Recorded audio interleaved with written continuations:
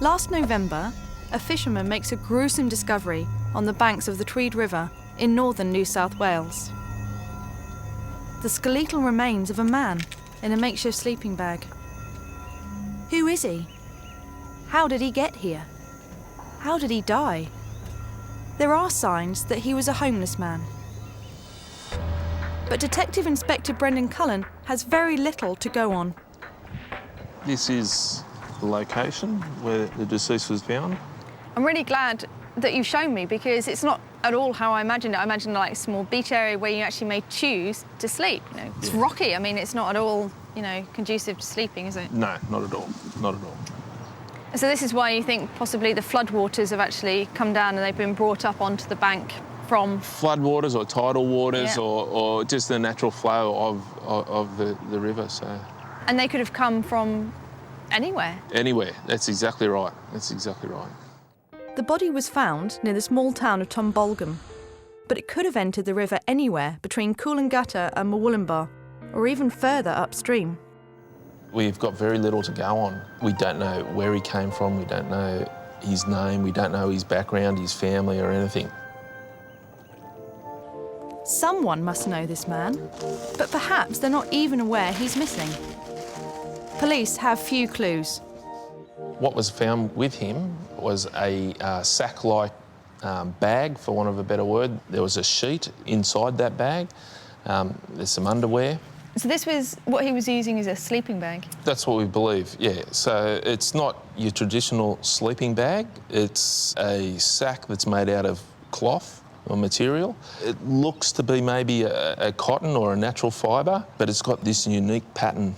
Is this one of your key piece of evidence in trying to get him identified? It really is the key piece of evidence. And as you said, it's not very large, so he could not have been a very large man to even fit in here. No, exactly right. There is one other important piece of evidence. You've got some hair, haven't you? We do have some hair. Could we have a look at? Sure. So this is the hair that was obviously his hair.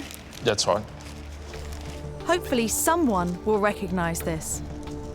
So we've got shoulder-length grey hair, Yeah.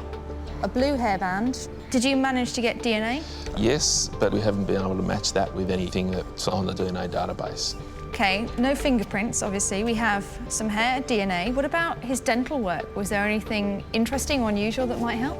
Yeah, not a lot of clues there because he had no teeth. None at all? None at all, which would indicate to us that, that he did have dentures. Having been in the waterway, it's quite possible that they've come out of his mouth and are in the waterway somewhere.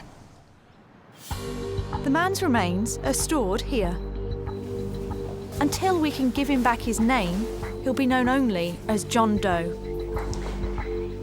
You know, we hope that the people who come here are actually identified, but sometimes that's just not possible. And they actually remain here as unknowns, John and Jane Does, until somebody claims them. Professor Tim Lyons is one of Australia's leading forensic pathologists. He conducted the autopsy on John Doe's remains. What can you tell me about the unidentified individual that I'm investigating? The remains are clearly those of a male. The radiological features would suggest that he's in the older age group because there are arthritic changes, and the death had occurred at least 1 to 2 weeks prior to the body being located. You can have as much forensic evidence as you like, DNA, fingerprints, but without a potential name to match them to, they remain unidentified.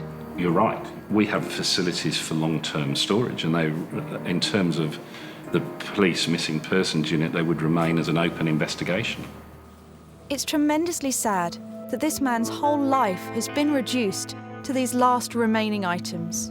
And I guess you're pinning your hopes on this unique piece of cloth here and where that may have come from, and the grey ponytail. That's what people may remember. Yeah, all we have got to go on is what we have here today. Someone, somewhere, must have known and cared for John Doe and may still be looking for him. We really need the public's help with this one. Absolutely, absolutely. And without their help, we're no chance of identifying this person.